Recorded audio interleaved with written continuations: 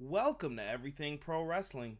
Everything Pro Wrestling is a show by the fans, for the fans. And I am your host, Conrad Cushman, and we are here today with a review of January 21st, 2019, Monday Night Raw. I don't know how I feel about this show. This show was kind of bleh. I mean, they did some things that were like okay, and then other things that were just, it fell flat right on its face to me. And we'll get into some of that here and talk about it. But as usual, guys, if you guys like the video, make sure you leave a thumbs up on the video. If you are new to the channel and you like the content, please subscribe. We need more subscribers as we are on that road to getting 500 subscribers. What's going on, Original Biggie? And if you guys are in the chat, please feel free to join the chat. Leave your comments on whatever we're discussing. If you want to change the topic, feel free.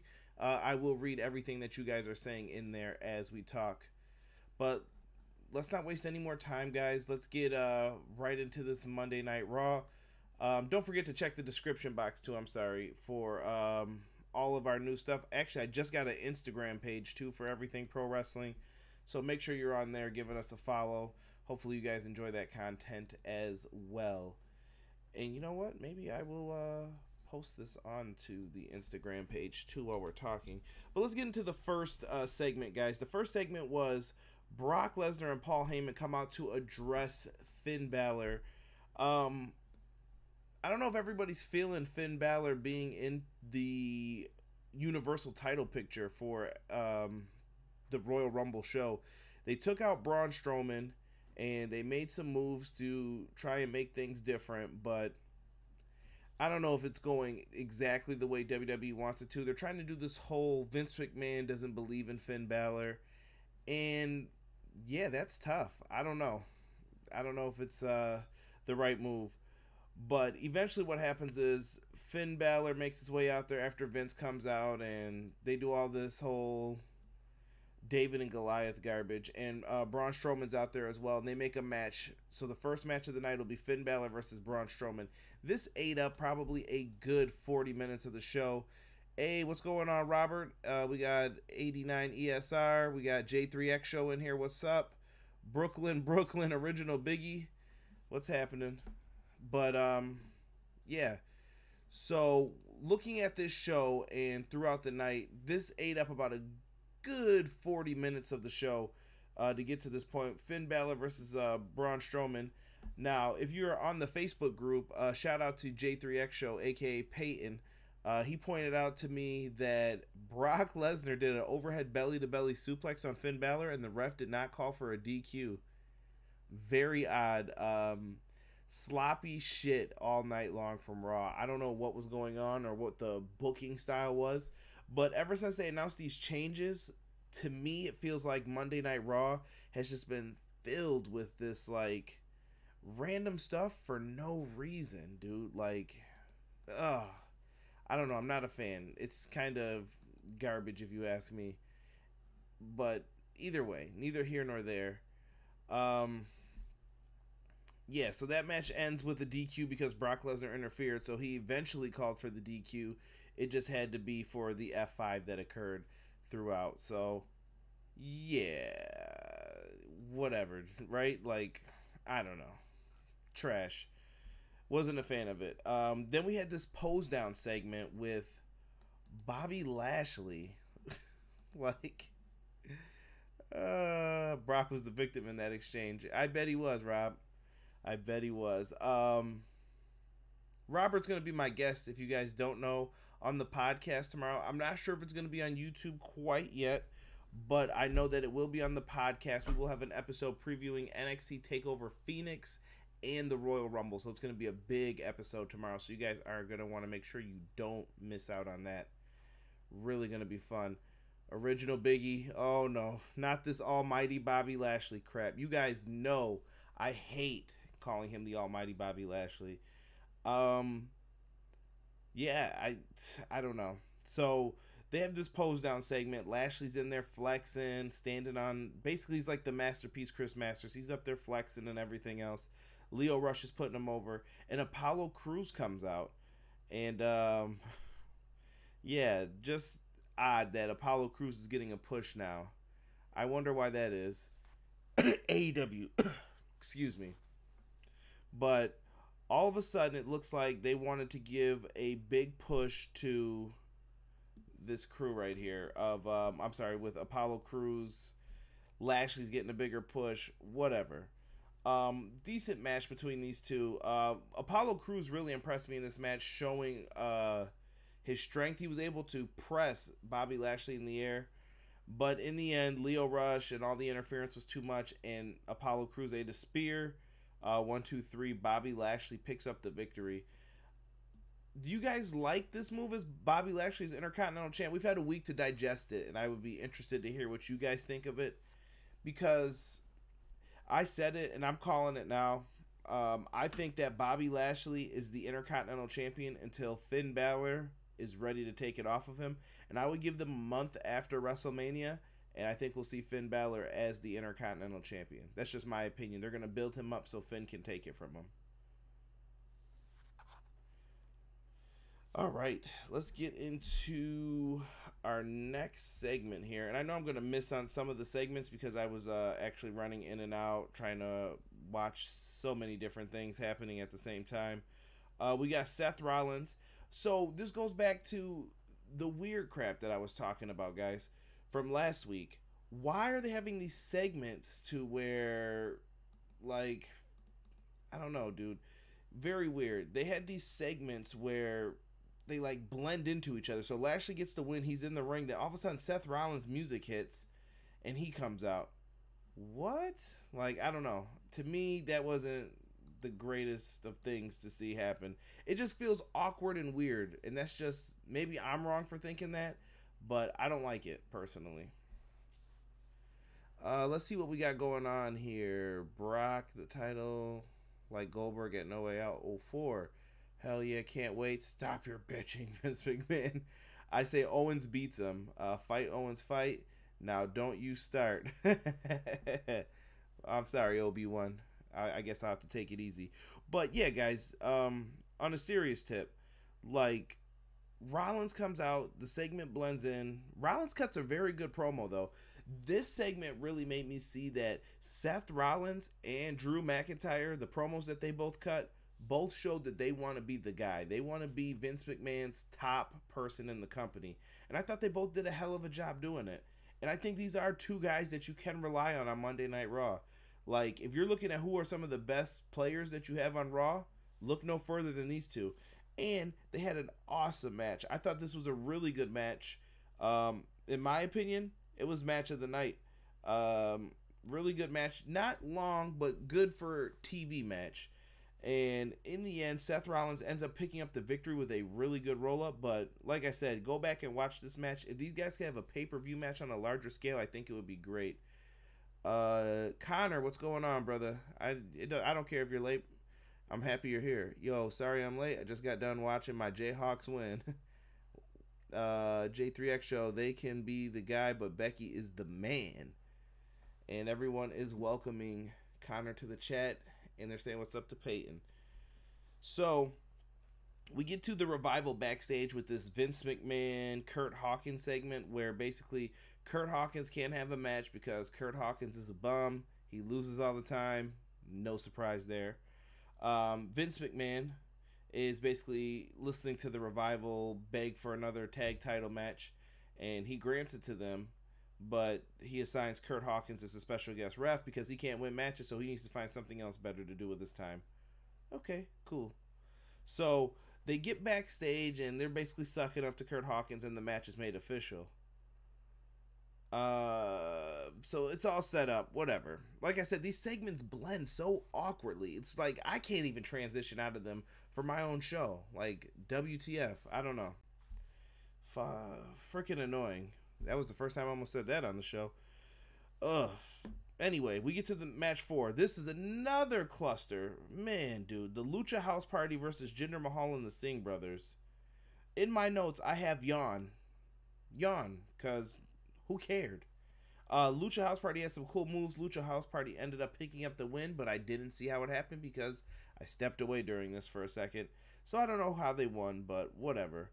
We also had an EC3 Dana Brooke Elias segment, which Peyton, luckily in the Facebook group, filled me in about and let me know that this all was going on when I was away. And basically, EC3 is backstage once again, not talking, looking into a mirror. And Dana Brooke and Elias are back there. And then we get an Elias Baron Corbin segment. I feel like the luster is off Elias a little bit. I don't know if you guys feel the same way. I know this is a Raw review, but just an update on Luke. His accident was Saturday, and he just got a text, and he is stable and is expected to return home the first week of February. That's good. One of Connor's friends had a very serious car accident, so make sure you just send Connor some love. His buddy Luke was injured really bad, so good to hear that. Former WWE champion Jinder Mahal, sir. Robert, you guys don't want me to ever rant about Jinder Mahal and Shinsuke Nakamura can't be the WWE champion, but we let that shit happen? Never again, good sir. Never again. I turned the channel on that match. Yeah, that was so weird. EC3 didn't even speak. See? You guys hear me. So we get an Elias Baron Corbin match. Baron Corbin gets the victory with the end of days. I feel like they're just still doing that trading wins back and forth stuff. I don't know where you go with Baron Corbin either. So I feel like Elias has lost his luster. And Baron Corbin is just... I don't know, dude. Baron Corbin's just... I don't know. He lost the luster, man. He was doing really well on SmackDown. He won Money in the Bank. And ever since he lost to Jinder freaking Mahal... You hear that, Rob? Jinder Mahal. He's been, like, cursed. And I don't know what's happened to him. So, and I don't understand why he's still wearing the same I want to be a GM gear. Stupid. Stupid, stupid, stupid. We get Alexa Bliss, a Moment of Bliss segment, and basically all the girls come out and they all start talking about why they want to be in the Rumble. And I'm going to give a shout out to Robert for this one. Robert basically called out Alicia Fox. Shout out to Alicia Fox for getting paid for all these years and not doing a thing. Pretty terrible to say. She was the first African American Divas champion, but Robert did acknowledge that as well. But yeah, I don't know how she still stays on television. She's a great wrestler probably to work with when you first come in the company, though, to see if you have it. Speaking of that as well, so all the women come out there, they start brawling. I have in my notes about the shaky cam. I am so sick to death of the shaky cam shit. Like, all right, guys, if you don't know what I'm talking about, let's pretend my phone right here is the camera. So the camera guy comes up like this, and if you've ever seen it off camera, they do this while the women are fighting so that it makes it look like there's more chaos and stuff going on. I absolutely hate that shit. I miss the good old days when if you were watching pro wrestling, you could hear the pops. Go back and watch when Stone Cold Steve Austin came out at any time during the Attitude Era, like during 98, 99. Dude, the crowd would pop so loud you could feel like vibrations from his music and people just going crazy for him. Now we have shaky cam bullshit. Dude, I don't know. It's just my personal pet peeve. I don't know if you guys feel the same way about it. I just absolutely hate that. Let's see what everyone's saying in here. Robert, don't remind me of that. Baron Corbin is not what he used to be. I agree, Connor. Josh says, did you see Sasha's backside? I used to like Corbin in NXT and even pop when he won the Andre the Giant Memorial Battle Royal. She's getting that JTG money. Original Biggie.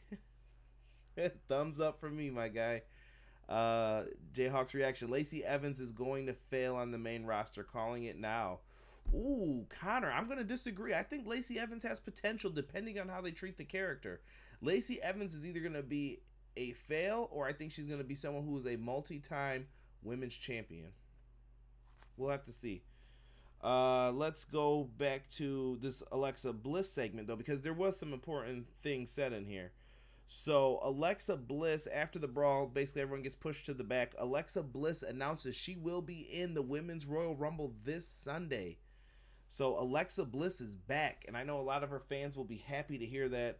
I'm happy to hear that because I don't ever want to see somebody injured. Like I said, that sucks. that's absolutely preventing someone from doing their passion.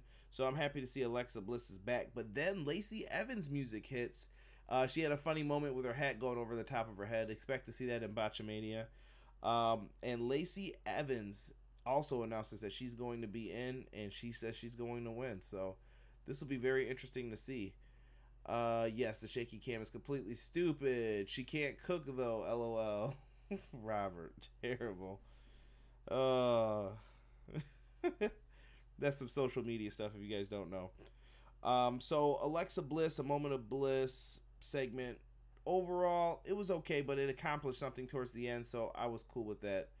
Shout out Matthew. Yes, sir. Yes, sir, Josh Burton. Let's get into the next part of the match here. The next match. Match number 6 on this long-ass Raw show. Heavy Machinery versus The Ascension. This was essentially a squash match, no pun intended, for Heavy Machinery. The Ascension's done, dude. Like, I remember when they were in NXT, and I thought they were going to be, like, the next big thing, like the next Acolytes, kind of. Done. Heavy Machinery. Some people in the Everything Pro Wrestling Facebook group, I believe it was Dave P, felt like they were presented as a joke, sort of. I don't know if that's the case every time, but Heavy Machinery seemed like a fun-loving tag team that they were just trying to get people to get behind. I don't know if it went over as well as they wanted it to. I think it could have been bigger, but it could have been the crowd as well tonight. Connor and Victor to AEW. You know what, though, Connor? In all honesty, I know that the Ascension should probably go there, but AEW isn't going to pick up every single team, and I don't think it's worth it for them to pick those guys up. I mean, maybe if they're struggling to get tag teams, but anytime someone loses from this point forward, I know people are going to say, they're going to AEW, especially if it's a big match. We'll have to wait and see. We'll have to see what their roster's looking like. We still got a little bit of time before we find out some more stuff on AEW. So Heavy Machinery ended up picking up the win. If you've seen their NXT matches, you've seen these matches. It was a squash match. We saw my man Dozer do the, I guess the Caterpillar they're calling it, which makes sense with the Caterpillar construction boots. So yeah, like I said, I thought they showed off some pretty good skills. Even Tucker Knight showed off that he has some stamina. He did some cool moves in there. So Tucker, because usually he doesn't stand out in the matches, and everybody's always in love with Big Otis. But Heavy Machinery did their thing in this match, I thought. What did you guys think of it? The Ascension died the night the Legends jobbed them out. Josh, 100% facts, my friend. Damn shame, too, because they were unique in NXT. Yes, they were beasts. I used to love the Ascension's entrance. I agree with that, J3X show. I agree. If you guys are just checking this out, make sure you hop in this live chat to give your thoughts as well. Join the rest of these guys. They're all in there talking. Love to have you guys in there talking about it as well. If you're new to the channel, make sure you subscribe. I would greatly appreciate it. We are on the road to 500, trying to get as many people to subscribe who are fans of pro wrestling that we can. And if not, please share the show with somebody. We have a big show on the podcast coming up tomorrow with me and Robert. We will be doing a preview late night tomorrow for the Royal Rumble and NXT TakeOver Phoenix. I can't wait to talk with both those shows with Robert. Let's get back to the show. Match number 7, we had the WWE Raw Tag titles on the line with special guest referee Kurt Hawkins. We had Rude and Gable versus The Revival. Hashtag FTR, free The Revival. I hope these guys get to go to AEW. Because, damn. Anyway, let's get back to this Rude and Gable match here. Minor thing. Now, I love The Revival, and I want them to be the tag champs. But at the same token, deep down somewhere in my heart, I actually like this team of Bobby Roode and Chad Gable. Gable makes anything he gets involved in money. Like, I absolutely love him coming out in the robe, and I don't know what they were doing with their hands, but Gable had me dying laughing. Same with Bobby Roode. They look like they're just having fun out there, at least laughing about stuff. I know they're in some crappy positions on the roster, but it's always good to see them in there doing their thing. Shout outs to everybody who's leaving the likes. I see them going up as well. So absolutely love Roode and Gable's entrance. Like them as a tag team. They're starting to really blend and work well together. Man, I Robert brought this up too in the chat. I remember when Bobby Roode was actually like an upper mid card person who had potential. Sad to think about. Um, so we get to this match. It was a decent tag match. Basically, the premise of this match was the Revival were cheating and Kurt Hawkins kept catching them. So at one point they were holding down Bobby Roode's foot for a pinfall. 1, 2, the guys Roode's out kicking out, but they catch Scott Dawson hold down the foot. You caught Dash at one point with his feet on the ropes. You caught Dawson holding the tights. They were getting caught at every aspect. Well, they ended up losing the match on Roode doing a roll-up, flipping into the ring, and they were holding on to each other. They did the kick, make sure they let go. 1, 2, 3. The Revival loses again. This is like some joke of a storyline. I don't know if you guys don't care at this point about the Revival, but I would love to hear what you guys say. Hey, what's going on, Goober316? What's happening, brother? Glad to have you in the chat. Yeah, so they ended up losing, so I assume that this is going to lead to another tag title match. The question is when. And after the match, they put a beat down on Kurt Hawkins because he basically cost them the match. And after that beat down, who comes down to make the save but the Long Island Ice Z Zack Ryder. He's from the Strong Eye. He came down, made the save for his bro. So we saw a reunited Major Bros, Edgeheads, whatever you want to call them. Are you guys excited about that team? Let's get back to the chat here. We see a lot of FTRs. OB1, Original Biggie, make sure you hit the like. Thank you, sir. And share. Peyton, you are the man. Thank you. Wonder what the Revival's new name would be under AEW. Come up with some names, people. Turn on the notifications, too. Thank you, sir. Not much, man. Just working. I appreciate that, Goober. Hopefully you're having a nice night at work. I think that with the Revival, you stick with the FTR, Josh. Me personally, with that name. Maybe Kurt Hawkins will win now. Actually, I think that we could see them team up next week, and I would see Hawkins and Ryder versus the Ascension, and that would give Hawkins his first win. And I think you let Hawkins get the pinfall, too, for them. If you wanted to put them over, in my opinion, that's how you would do it.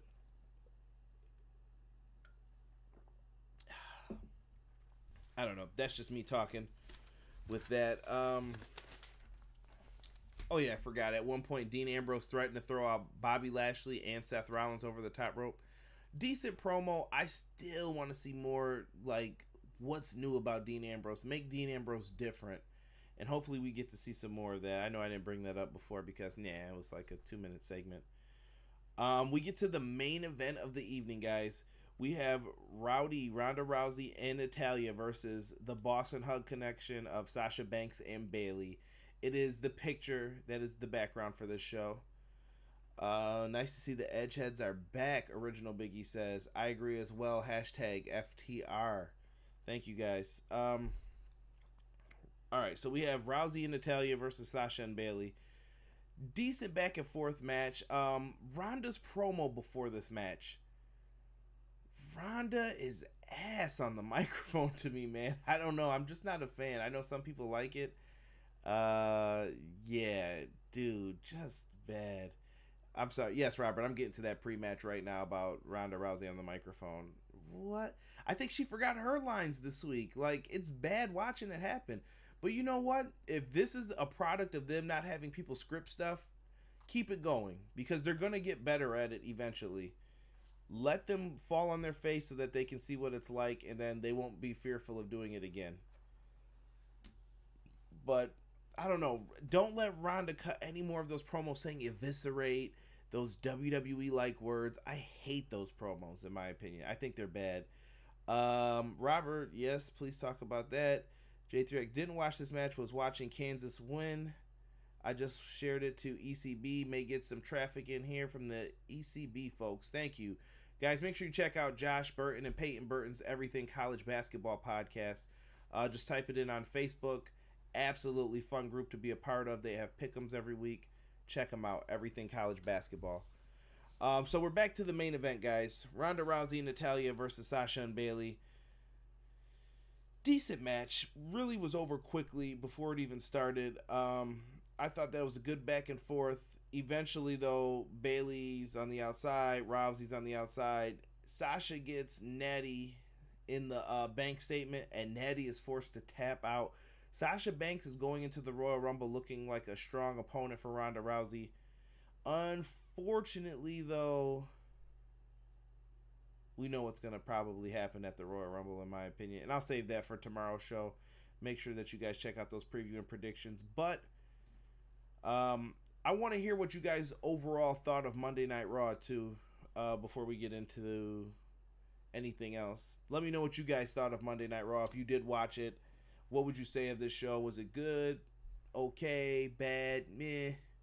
And I'll read some of them out loud here as we can. Guys, also, if you're watching me in the little box right here, make sure that you check right above me. That's my Twitter handle. Give us a follow at EPW Show on Twitter. Let's go back to the chat here. Is that a problem? Creative scripted promos? Original Biggie, I 100% think that scripted promos is a problem. You can do the bullet points, I feel, but when they get so scripted that you have to memorize each thing that you're saying, I think it just handicaps the individual to become part of the character, and it's seen more like it's a job versus this is my lifestyle, this is why I do this is why everything happens. This match wasn't the best, to be honest. I agree with that, Connor. Like I said, match of the night was Rollins and McIntyre. If you can't cut a promo on your own, you shouldn't be in the main event picture, in my opinion, from Peyton. Raw was a solid C for me, from Connor. I'm going with what Peyton is saying, a C minus, if anything. Actually, I might even go D. It wasn't that good to me. I thought they could have done a lot better build up for this show. Goober, from what I saw of it, was okay. All right. Like I said, I could live with okay to bad. I don't think there's anybody praising saying this was a good Raw or an excellent Raw. Original Biggie, was it another exciting episode of Monday Night Meh? Yes, sir. Josh Burton, I turned off after Rollins and Drew. The long drawn-out promo still bore me most of the time. Was kind of boring. Yeah, I don't know. They need something to freshen up this show. Besides the promos and besides everything else, they really, really need something that's going to bring some oomph to this product. What it is at this point, I don't know.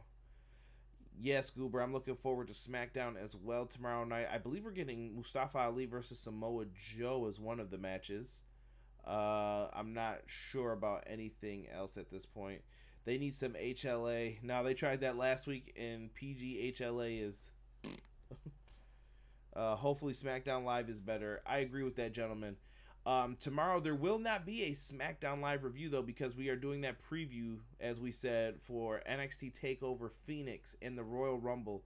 Guys, I cannot wait, once again, to talk about both those shows. It'll be a nice podcast. We'll have Robert on. If anyone's interested in joining us, feel free to reach out. We'll see what we can do. Other than that, guys, I got nothing else to say unless you guys... Oh, I'm sorry. Rey Mysterio versus Andrade. Sorry, we can't call him Almas anymore. It's only Andrade. Andrade versus Rey Mysterio, 2 out of 3 falls. I cannot wait for that match. Rey and Almas... Oh, I'm sorry. Andrade. Shit, WWE, don't sue me. I can't wait for that match. I really feel like this should be a big pay-per-view match, though. And it seems like they're just blowing the load on SmackDown with it, but whatever. Hopefully this leads to something big. But other than that, guys, one last time, me and Robert, podcast tomorrow. We'll be talking about both the pay-per-views for the upcoming weekend. NXT TakeOver Phoenix. Got some big matches on that card. We have 2 Royal Rumble matches to talk about on Sunday. And I will be doing reviews on the YouTube channel for both of those. So do me a favor, make sure you are subscribed to the channel. We are still trying to reach our goal of 500 subscribers now. We are well on our way. I appreciate everyone who comes into this chat, contributes, and checks out everything. Thank you so much. Check out all our links in the description box below. Check out Josh Burton and Peyton Burton's Everything College Basketball. Shout out to Rise Up Family for subscribing. And what else? Who else do we have in here? You're friendly. Thank you. And shout out to Jaden Steele, who replied last week on our SmackDown Live review as well. Thank you, Jaden, so much. I appreciate you, family. Laughing my ass off, don't sue me. Yes, sir. But that's the end of the show tonight, guys. I greatly appreciate everyone who came in here and checked it out. EPW, we are out. Peace.